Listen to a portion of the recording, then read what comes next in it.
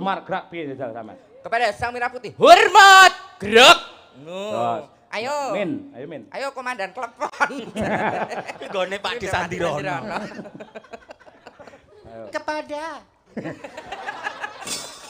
Apa nek wong ayu ki ngomong mesti digeguyu lho wong ayu mesti ngomong sarwa salah lho. Sik to, Mbak Apri contone sing anu gagah sing tegas. kepada ngono lho Lek. Kepada Sang Merah Putih. Hormat.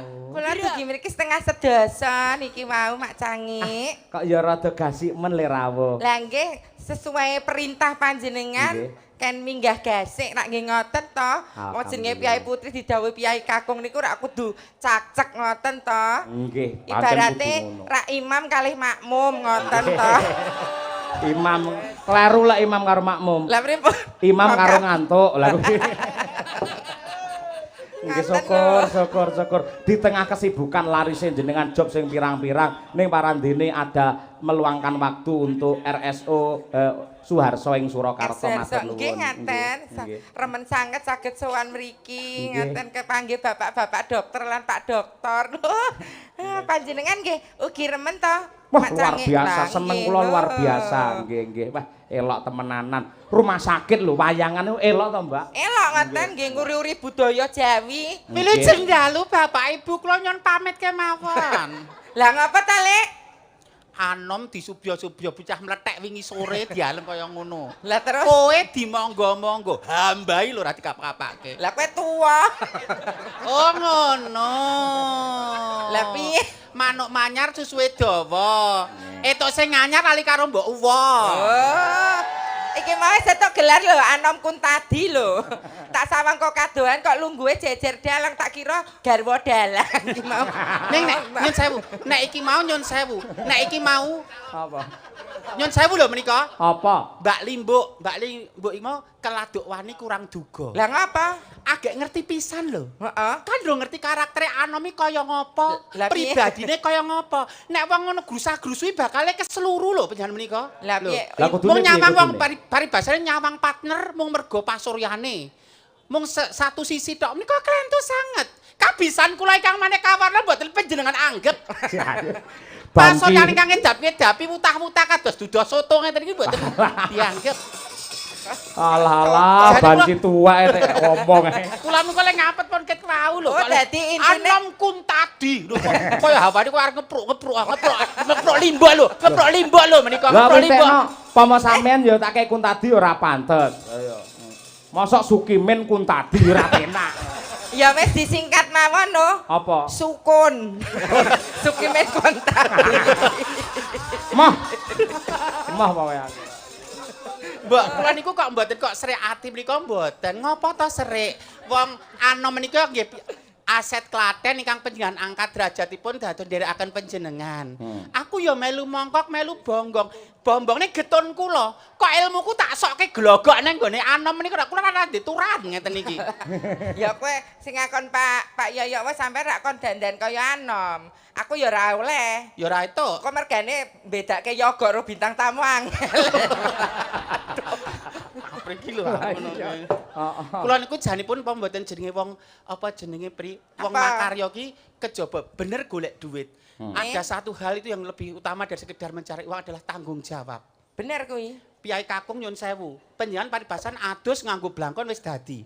Piyai Putri menika gelungan dandan paesan piye nyun sewu kaya kula umur 47 nyun sewu payudarane rada mlotrok piye diunjukke men ketok patut nengen bahasa visuale men eto payudarane iki lho heeh kowe kok melu-melu nyapa imbanipun ngoten lho payudaramu ki nyelampir kok le gombal ibaratipun ngaten ning mereka nyun sewu berkorbannya luar biasa. Kalau boleh matur to, nek wong lanang ki mangkat garek mangkat, semprung.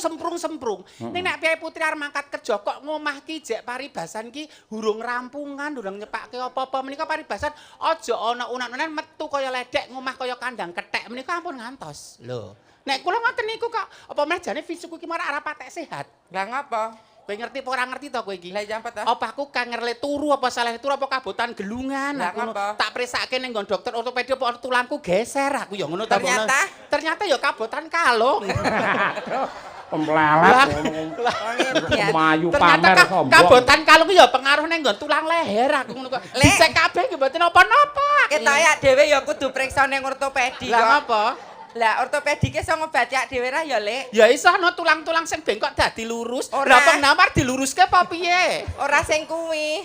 Ak dhewe ra klebu kuwi. Apa? Tulang lunak. Kau pria tulang lunak. Ya beda ceritane. Kuwi bukan organnya, bukan tulang dalam artian tulang sesungguhnya ini. Maksudnya karaktermu pribadi itu lelaki sing feminim. Lah aku menyebutnya kan kita nggak bisa memilih. Ono sing lelaki gagah gede kaya Perkudara, suarane kung. Ning ada yang jauh piyai sing alusan kaya Pak Cahyo Kuntadi, piyai ini kan alus.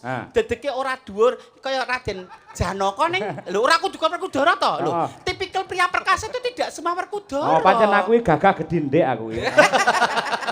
Kok ra dhuwur. Gedhe ndek, Pak. Dadi nek pria tulang lunak ki ra iso didandake rene ya, Lek. Lho iki ning lebih kepada psikologisnya. Bagaimana kamu? Ning nek menurut saya bukan masalah tulang lunaknya, Pri. Apa nih? Bagaimana kamu bisa mengekspresikan dirimu tapi meminimalisir kekurangan dan kelebihanmu kamu tampilkan semaksimal mungkin. Lho kuwi nih. Kamu jangan merubah apa yang ada pada dirimu. Arep tak kayak gagah-gagah ini mah rada di diriku sendiri.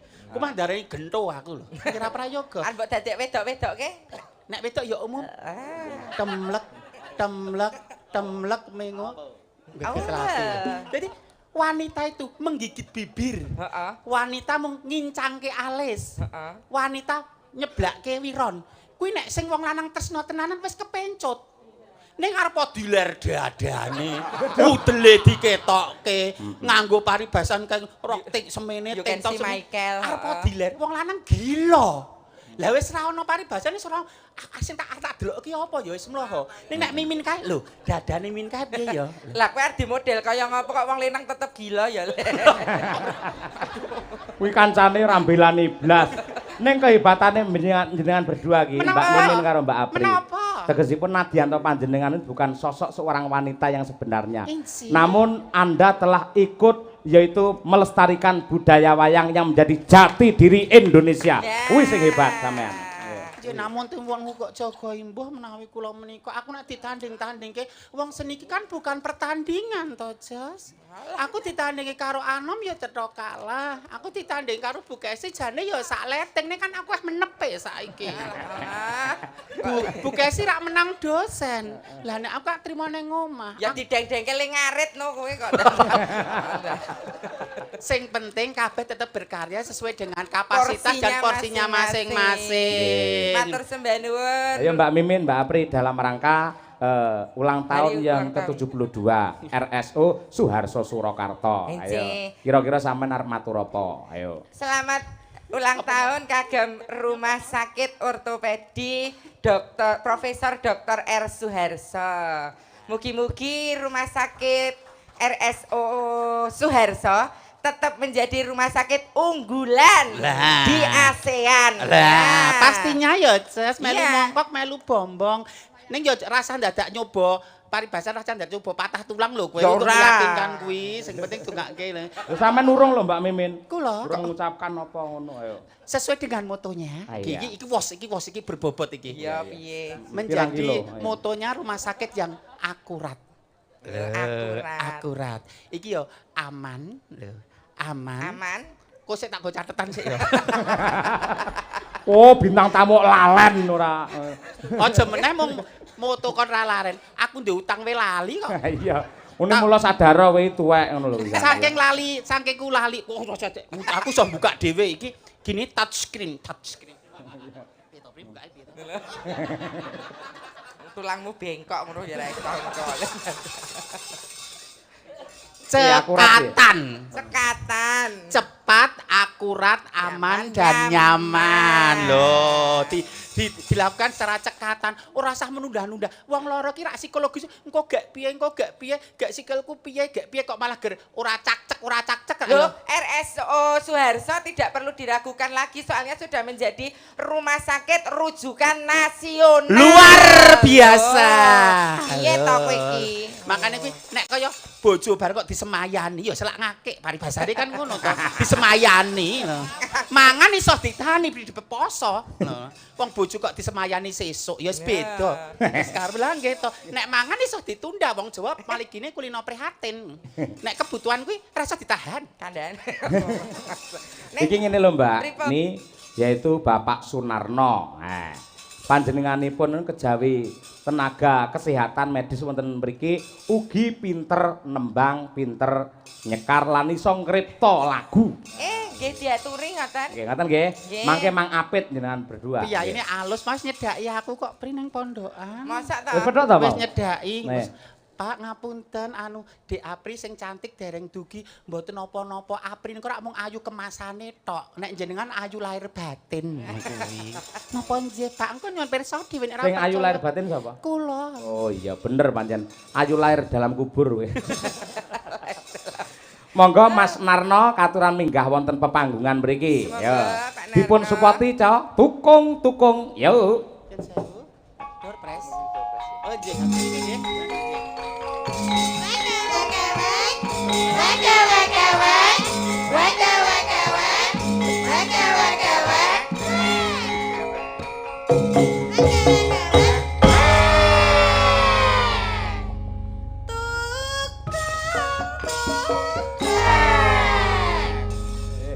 Sugeng dalu Pak Narno. Nggih, sugeng dalu Bu Pak Cange. Matur nuwun sangat lantaran panjenengan telah banyak memberi motivasi dan juga saran masukan satemah kula sak kanca saged sowan wonten RSO mriki nggih Mas Narno. Nggih, sami-sami Mas Jojo nggih. Niku panggilan akrabipun Mas Jojo. Nggih, menika kepareng matur kadang dipun paringi wedal. Nggih, nyuwun pangapunten Bapak jajaran direksi menika pareng aturaken tambal warsa Rumah Sakit Turubati ingkang kaping 70 kalih. Semoga tetap jaya dan jaya seterusnya. Allahumma amin. Alamin. Wau estu pun panggih kalian Mbak Mimin wau sonten wau. Sampun. Pun cepret-cepret nggih. Nggih. Jenengan pun estu ngendika lek Mbak Mimin niku ayu lahir batin ngoten to, Pak? Nggih. Wah, jenengan keblasuk niku, Pak. Jenengan kadose kilap, Pak, jenengan. Lho wong piyai kapung kan samang ora merga rupa tok to. Alah. Wong Dan wedok piyai lek gemesne jan jemotos ngono. temungka. Kula panjenengan dereng tepang kula dok nalika umur 21 taun to. Lah pripun? Sakniki men kula rodok kendel.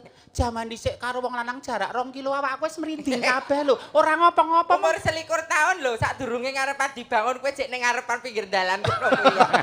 Ora kono ya rodok kulon-kulon. Wah, Apri kemeru ya men ya. Goro. Kok goro asal. Oh iya lali. Kaiki survei lokasi.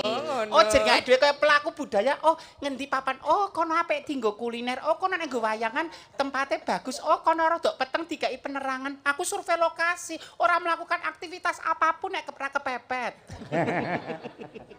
Mas Narno badhe nyekar menapa, Mas? Nggih, matur nuwun menika kagem nyengkuyung ambal warsa RS 72 nggih nika badhe tembang Dandang Gula Slindru Songo.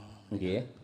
Kanthi napa judul Ambal Warsa 72 tahun. Oh, nggih, mangga. Ragi soro Bapak penyanyi Yai Kakung nawi kula mboten dados menapa. Kok ya lanang. Critane wedok. Dandang Gula Gula kancane ngentahi terus kok nganyelne iki. Kowe arep nyingkirke aku bareng nemu anom arep tok gelungi maksudmu. Aja gelem le, aja gelem. Lah ora umume wong kok ya, Mas. Monggo Mak Narno. Bismillahirrahmanirrahim. 28 Agustus kauri warsa 19 gangsal satunggal rikala iku madeke 1951. Terus RSO kang saestu sarana labuh nagari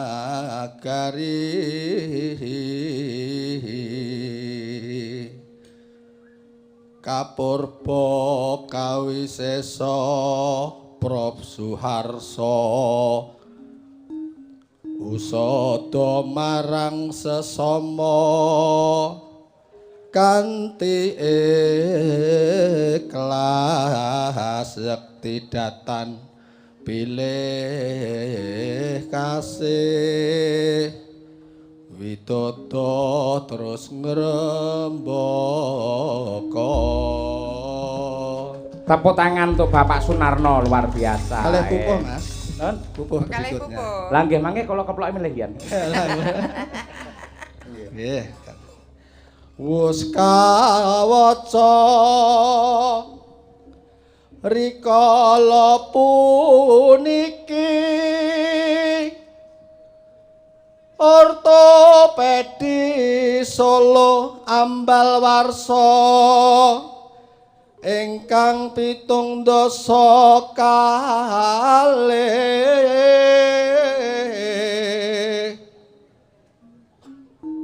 pinunjul kang kinayuh den pangarsa Doktor Pamuji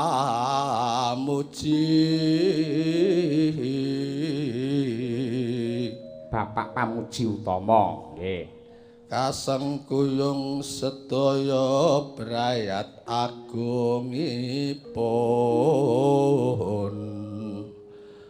murih kasembatan sedya berakhlak guyub rukun manunggal karsi RSO mrih kuncara.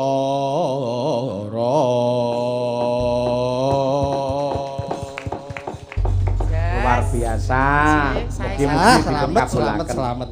Nggih. Dinano cedhak kalih piyayi kalih niku kaya ndredeg iki ten apa to Pak Lembang? Mungkin nek pun kulinten nyaman Bapak sateke mawon apa-apa.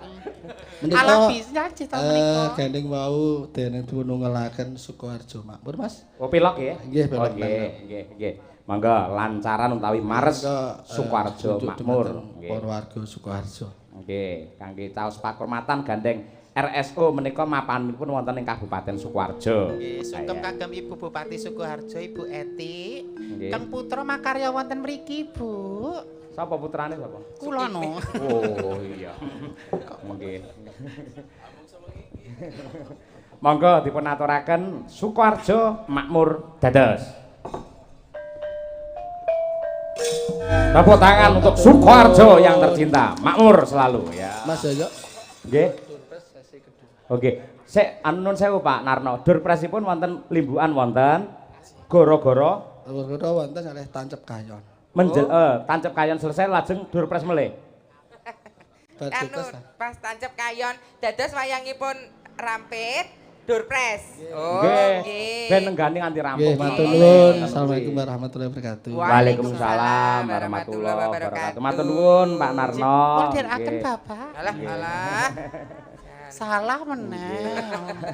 Adatipun menawi Bu Kesi niku sakit nggih pundak utawi nggih boyo nggih tulang belakang niku sing bantu nggih Pak Narno niku. Oh, ngaten. Dadi nek jenengan pamane tanggapan terus kecapean saged menghubungi Pak Narno, ngoten lho. Nggih, matur sembah nuwun tawaranipun nanging kula menawi mboten ingkang muhrimipun menika nek menawi dicekel-cekel menika kok mboten kirang raos manah kula mboten dumugi ngaten. Adune kowe nek dipijet-pijet isin to. Napa? Lah sikilmu kok sulak kok.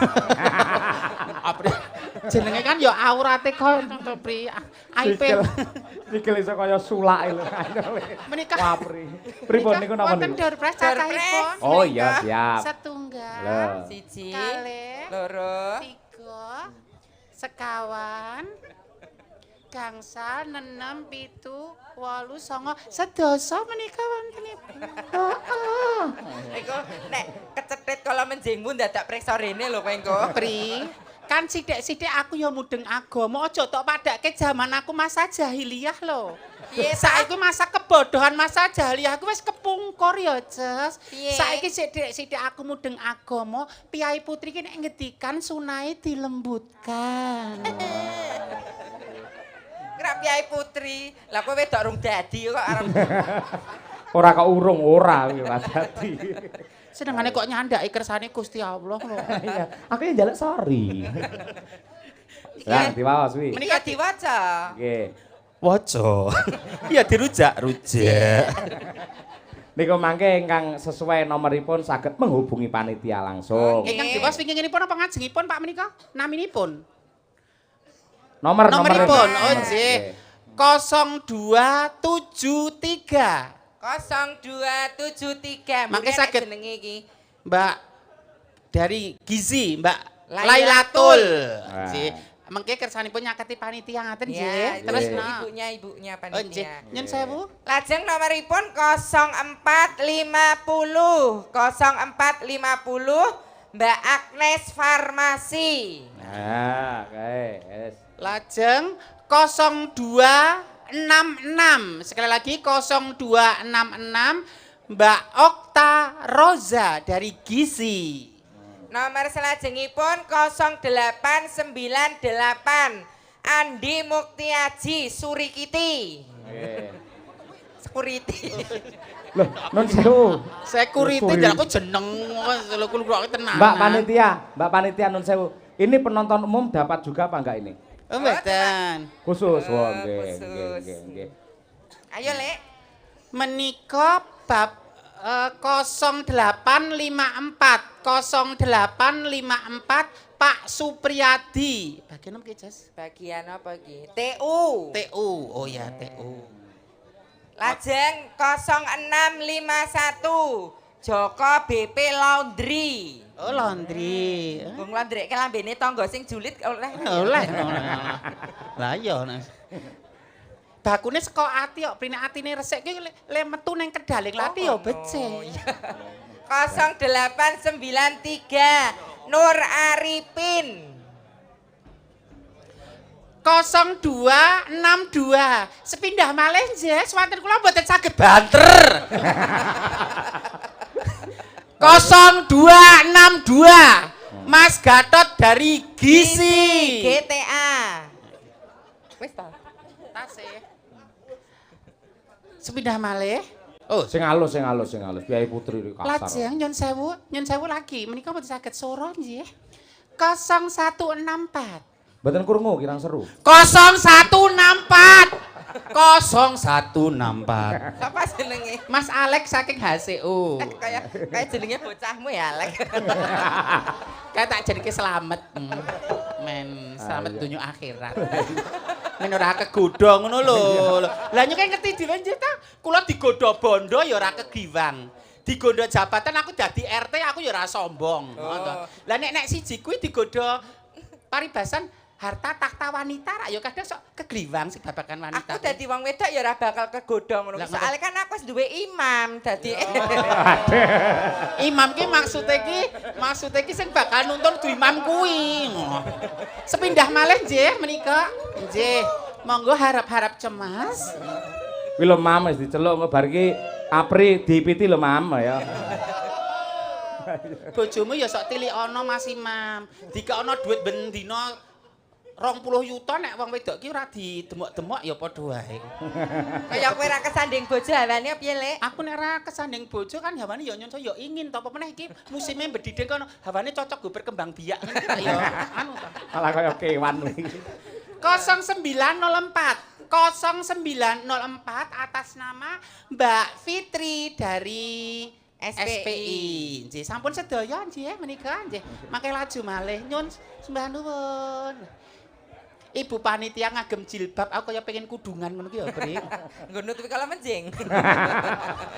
Mula ya, lho, Ya ora nek ketok iku ya ana mak, ya ora etok mula diluruskan niate. Nah iya. Biar berarti kene, aku olahraga ben langsing.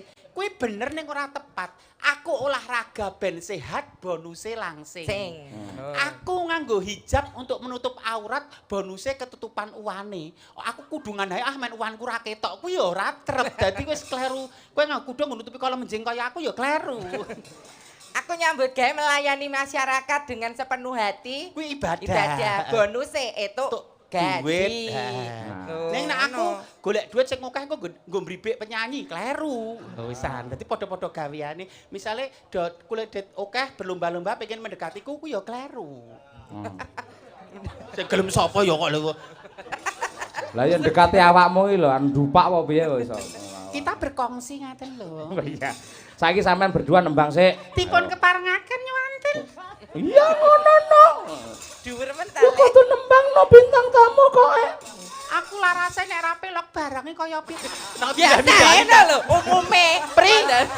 Kowe iki kok nyalahke suaraku lho. Kembar identik saja mesti ana perbedaane mbuh watake, mbuh suarane, mbuh karakter. Menika kembar identik lho. Nek kowe ngritik suaraku ateges kowe ngritik Gusti Allah sing gawe suaraku kaya mengkene. Kowe yo nyalahi aturan. Biasane kowe iki ra yo sing anu coba iki kan hari kemerdekaan. Ping 78. Nek pakai kemerdekaan ra kudu sing semangat. Semangat. Lah nek suaramu ngono apa ya iso semangat. Merdeka. Merdeka.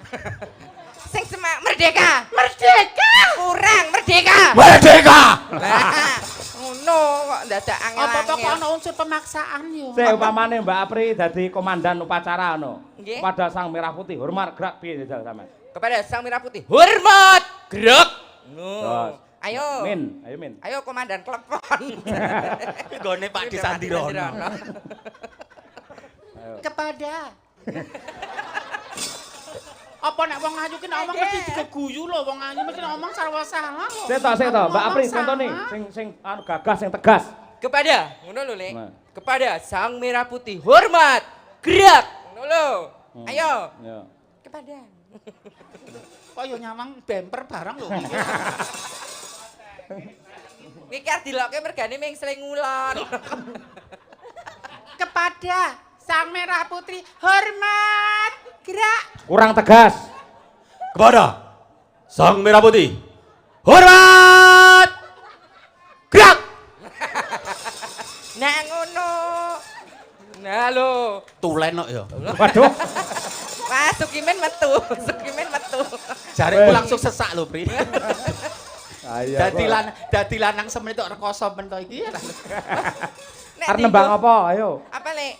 Jumbo karo kadewasanmu nek aku ra meksa engko aku iso kowe ra mampu malah mesake. Wah, jan sombonge jan pol. Sambangmu men.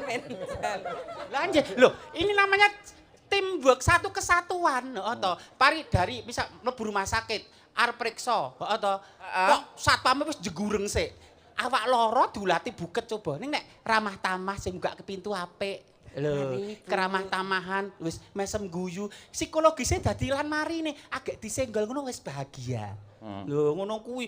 Aja ngene iki sekarang tidak rumah sakit itu tidak menyeramkan, tapi di situ kamu mendapatkan kenyamanan saat temah dadi lan sehate. Nah, pemene ortopedi. Iya, Dhisik kira jenenge RC, nek kondange dhisik kan RC. Nek ortopedi kan ini tidak lepas dari perjuangan kemerdekaan Republik Indonesia lho. Pastinya, Jas. Lara-larae rumah sakit RC, rumah sakit ortopedi itu rak mergo akeh pahlawan sing terluka melawan penjajah zaman Rikala Semono. Terus karo Profesor Dr. Suharso itu mendirikan rumah sakit, tapi rumah sakit darurat zaman Semono. Akhirnya diperhatikan oleh Pak Gatot Subroto, dulu Gubernur Jawa Tengah direngkuh terus digaweke rumah sakit. Luar biasa sejarah kaya meletik to Jas kowe lah. Mau ngagek tak diktemu bengi lho kok langsung cementel. telek. Arep poli pinter kono aku wegah kalah tetep tak akui kabeh kok. Ayo bawa nak. Aduh. Nek aku iso mesti sliramu iso ya. Kudune mangkon. Ayo arep bawa apa? Ya slendro kuwi lho, ayo. Slendro sanga mawon. Nggih. Rada maju nak. Iya.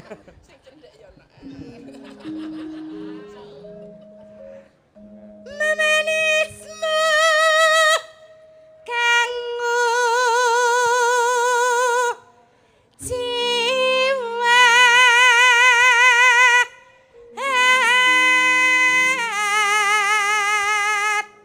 Jane iki bawa iki kanggo kentengene ya ora apa-apa, ora masalah. Kan timbuk satu kesatuan jangan sampai menjatuhkan partner. Oh iya. Kekurangannya di cover. Agawe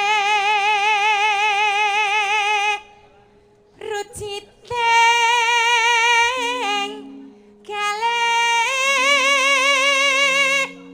Kok gentenan lho? Ya mesine Jare kono. kentengen kowe. Nek kira-kira kowe engko pas rada abot tak ewangi no. Selama kamu masih mampu bisa survive op tanda ngono dhewe. Oh iya. Iki pas iki abot ki mbok nyoba. Ayo, Mbak Apri lak murite, Mbak Mimin gurune. Guru kudu luwih apik. Ayo. Akeh jiko napas lho. Jare penak kowe iki. Diam. Kowe wong wedok aja ketuan umurmu. Nek wong lanange paribasan 30 munggah ra apa-apa. Nek wong wedok nek iso ketemu jodone gek-gek ngono ki. Kowe tidak merasakan surga dunia. Jare penak ngono. Jane penak jebulane lara. Diampun jebul lara kok jebulane ngomongnya penak. Suarane. Apri ki aku jane guyon saru wegah lho Apri mancing kes. Lara.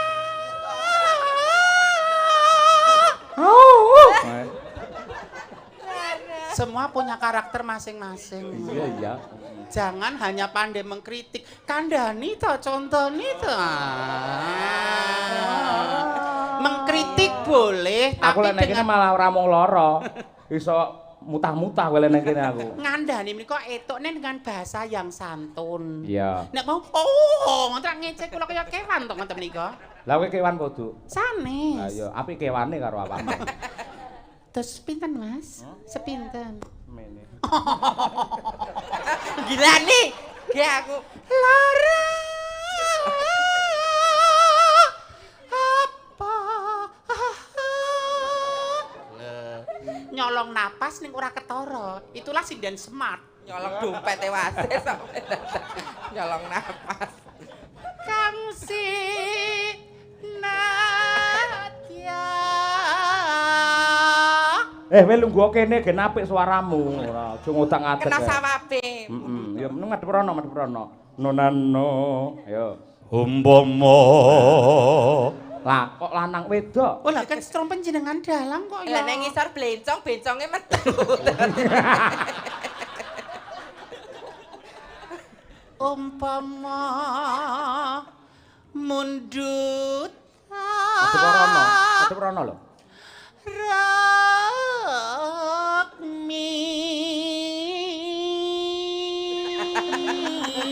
Mati kayak sungu, maka setan. Sinden nak duwe sungu. Kula sanes kebo marcuet lho kula menika. Apik. Kok padake Tak dicetak. iki kok. Kowe mesti gila roh ngene iki. Gumantung gunanipun nggih menapa menika? Menurut kotak. Nek kanggo wonten paku ditutukke niki mboten dados menapa, bisa alih fungsi. Ning nek untuk menyakiti wanita nggih mboten pareng menika. Mosok ngene mari nyakiti. Nggih. Nyakiti apa nyenengke? Tergantung. Gak aku nek dipancung gak. Mah aku kok iki mulai ketoke aku mulai nalisir dari tujuanku awal lho.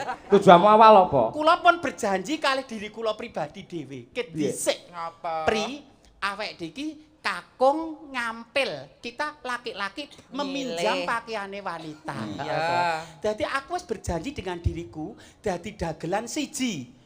Nek guyon aja nyinggung soal sara. Suku, agama, ras dan adat istiadat. Jangan menyakiti satu agama apapun. Mergo Indonesia besar karena keanekaragaman. Wah iya. Nomor loro nek guyon aja guyon jorok, saru, trocoh, crongoh aja. Aku moh nek kon guyon saru nek nindakke malah ra apa-apa. Nindakke kebecikan kuwi lho maksudnya. Nek dibayar, Bayar ya oke ta. masa dosa ora bayaran. Dosa ora bayaran di status koncone sak desa krungu lho nah. Wis dosa kok ora bayaran. Medhotke seduluran.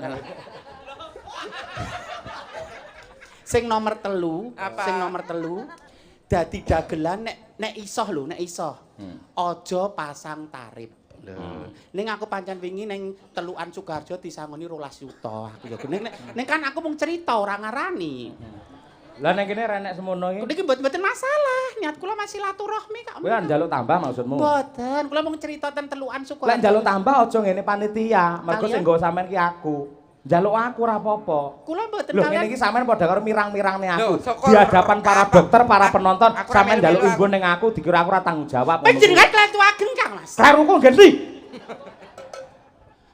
Babakan probio kula menika mboten paribasan mungket-ungket mriku Aku ki wong lanang.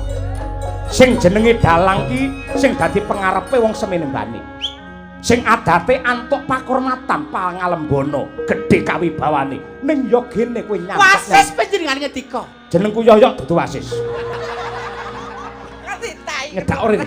Piyayi bagus ngendikane alus Nyedak ora. jumbo karo layanan batos panjenengan. Ibarate geni sing ngurupke kowe. Mrene yo. Kowe kudu tanggung jawab. Menapa? Nyedak. Wiwit mau aku gojek apik. Sendon sesindenan sing becik ning ya gene mamakmu. Panjenengan kesangeten Kang Mas. Sangeten piye? Sejatine itu mau aku ngomongke Probya mau nganggo rambatan nodi sepira gedene tresno panjenengan kalih kula nanging kasunyatanipun Kowe nyedak orene yen pancen tresno karo aku. Nyedak ah. dipun pirsani piyai kathah kula lingsen. Ora perlu isin, wong semene iki ngerti kabeh lamun to kowe iki garwane panjenengan ingsun. Neng boten duka ngoten niku lho, Kang. Oh, siapa? Ming bareng nyedak rene tak sawang kok jenggotmu rung kok cukur ya. Ngapunten kula wau namung sesondanan sebetawis wong wedok kemen digateke bayi kakung. Kang Mas ngapunten Kang. Aja ngrangkul ngono tak gobrok tenan kowe kok. Kang Mas. Hei aja ngrangkul. Ampun duka. Wong wadon ki nggen wadi. Wadiku ya wadimu. Ya gene kowe mbukak wadine wong lanang ana ngarepe wong pirang-pirang. Kowe padha karo nyempikake tirta letuh ana praupanku. Hei, Tanjung. Kang Mas pate sida bangsa. Sida laju. Saestu Kang Mas. Lair batos kula mboten wonten priya ingkang nuju prana manah kula Kowe goroh. Kang Mas. Kowe goroh.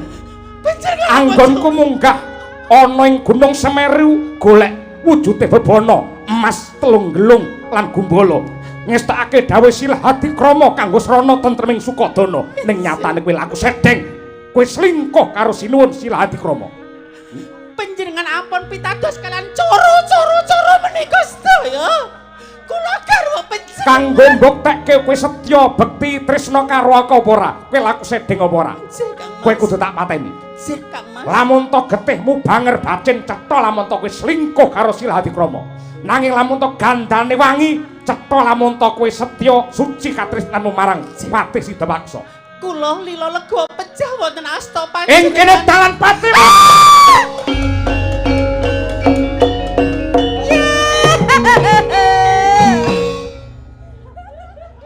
Ben ngene, kowe nembang ndang. Oke. Iya. Yo alah mati. Yo alah, mbok nek ndokok HP iki rasa tak kira HP. Apri bosok ngono jeneng. Mati kowe mati. Kowe mati. Aku diuripke no Mas. Wis ra iso. Oh, Tanjung ngono ki. Getihmu Kasunyatan wangi kowe durung titik mancine mati Tanjung ngoten terus ngono ya. Oh iya, siap. Dalang kok tak kandhani. Ngapunten Aku lho. ora ngerti lek ditutupne kok. Diuripke mati sik. Nah, mati sik. Wah, jan. Oh, Tanjung. Gelungamu kok nganti kaya bantrek. Tanjung. Wah, jebul gandane lu diramu wangi, cetha lamun to tulus lan suci katresnanmu marang aku. Kowe uripa Tanjung. Urip Tanjung.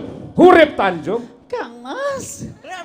Aja tangi sik ngenteni gamelan sik ora. Tok. Wis tok tundak dadi tak lagi urip ngono. Tanjung, kowe uripa Tanjung. Tanjung. Ora urip. Kok gamelan ra dituthuk-tuthuk. Wah, aku celak ngene, celak kenger no. Gamelane arep persiapan tahlilan. Iku mah jane crita apa dak tekan ngobanang. Bareng nyedek aku malah ngerti rahasiamu aku. Pripun? Kuwi lho, ngene lho. Rahasiane napa? Bae nang kene dikeki kaos kaki rebok. Rebok Adidas. Jadi iki ngomong samudana kok jenenge pokoknya. Pengen ngersake Mas. Nek mboten nggih mboten napa-napa. Wong kula niatke sedekah kok omongan ngoten iki. Ayo Apri, nembang Pri.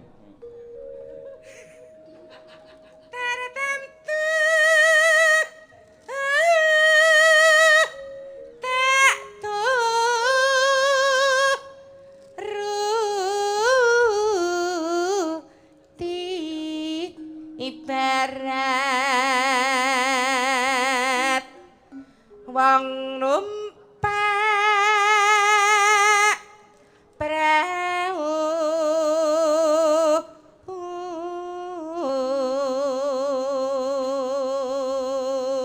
ya Mbak Mimin iki nada cendhek iki iso sampean. Bismillah. Halo Bang. Halaman Mbok ora membunuh karakter seseorang nek kene kudu diapik-apikke lho Lek, soalnya iki kan iki sejarahe sepanjang jalan iki sejarah uripmu. Sarlegi Palur, Palur Sragen. Dhisik zaman dhisik. Aja tok critake engko ndak saya wirang aku nang kene. Ya ora apa-apa kan iki perjuangan. Kita perjuangan. Dadi para pamirsa ki ben ngerti kowe jaman ngamen ki kepiye. Kuwi tenan to, Pri? Tenan to, Pri? Saestu menika cerita nyata. Sengsara membawa nikmat iki berarti. Dhisik kuwi nek bar munggah Kartosuro sadurunge kerten kudu wis mudhun. Mergane ya maksudnya kan konon pengamen berikutnya. Oh, kerten ngono. sadurunge terminal Gilingan wis mudhun. Oh, kowe mampir gilingan sik. Kidule. Ning payung telu mesti. Payung loro pijet. Nek payung telu aku ora ngerti kok nyandaki dhewe kok dhisik. Demen go icik-icik ngono kuwi. Boten Rumiyin botol niku kula iseni Beras. beras terus kula tutupi plastik tulung kula ngeten-ngeten ki dereng kuat tuku icik-icik ngoten. Iya. Lek ngamen ngangge icik-icik piye?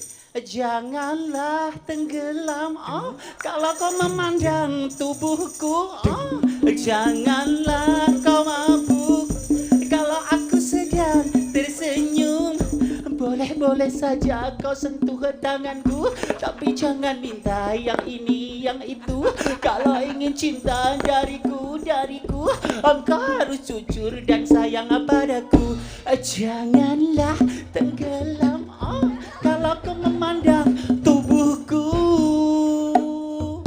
Maksudnya ngono ki wong lanang ki nyawang jangan karena tubuhnya. Karena kesabarannya, attitude-nya dan sebagainya. tadi malam Aku mimpi kawin. Dum-dumane padha kok ameng-ameng wong itu. Ya Allah. Kowe nostalgia kok Ya lho. nostalgia. Para pamirsa Pak Dokter ki ya ben pirsa perjuanganmu. Toel Sukanya toel nempel maunya nempel Lek kowe putumu lho.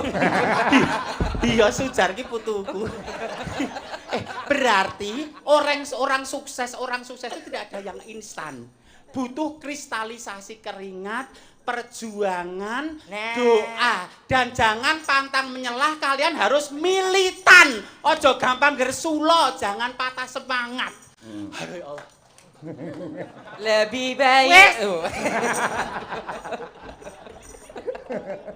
Bener Mbak Mimin, bener. Cetok. Tegese masa lalu jangan kau pikirkan. Garuan. Kudu kene gede. Ambulan gede. Trauma deh. Kula karo debt collector ra wedi lho. Heeh. Jatuh tempo BRI kula ya ra wedi lho. Terus? Nek kono sirine ngono kok trauma. Fobia ngoten lho. Nah iya kok ya pas ngepasi Pak yo ngepasi lho Gumon. Sakit ya. Kelingan kowe menek wit pelem dirubung semut nganger. Kan ku masa jahiliyah, padha bodek golek rezeki nek ana sing halal rak ya sing halal. Men darah yang mengalir jadi darah yang bersih, dikeke keluarga dadi bocah sing utama. Iya. Nek katutan wis dididik apik kok anak jek nakal. Oh, mungkin saya memberi nafkah anak katutan barang sing haram lho. Ngono ki lho, Jas. Ayo, Nok. Napas tua. Butuh kompresor? Ayo, Bre. Lu mampet tanpa welah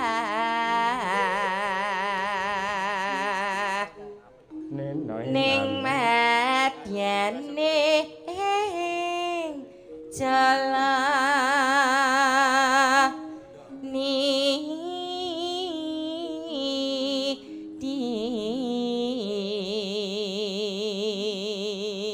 Terakhir sing sepuh Mbak Mimin. Temah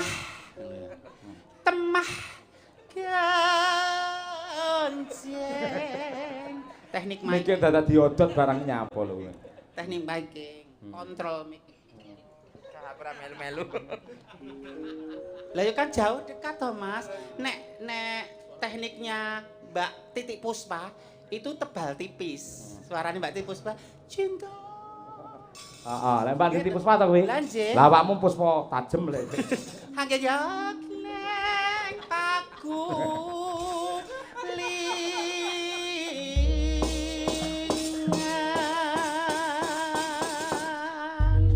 Sinden aja nirokne cengkok ngono kuwi lho ya weh. Kuwi cengkok sesat kuwi. Gubuk asmara ya untuk bahagia kita semuanya.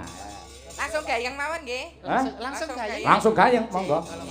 Monggo, Mas Noval diaturi Mbak Mimin. Ayo, Mbak Apri. Monggo Mas Noval sing ngene Jaipong lho. Monggo Mas Nopal. Sing tenanan lho, nggih Mbak ngono. Ngendangi budhe sing telaten ya Le. Wedi ya, ndek meneh ringin Semar tau dioyak Dek. Oh, trauma. Oh, dadi nek trauma ki kudu enek pendekatan. Dianu. Kowe ger makake sedulurmu ya kowe aman. Sing ra ngerti darane aku sinden lenjehi lho. Lah apa ora? Ya heeh. Monggo, gubuk asmara dados.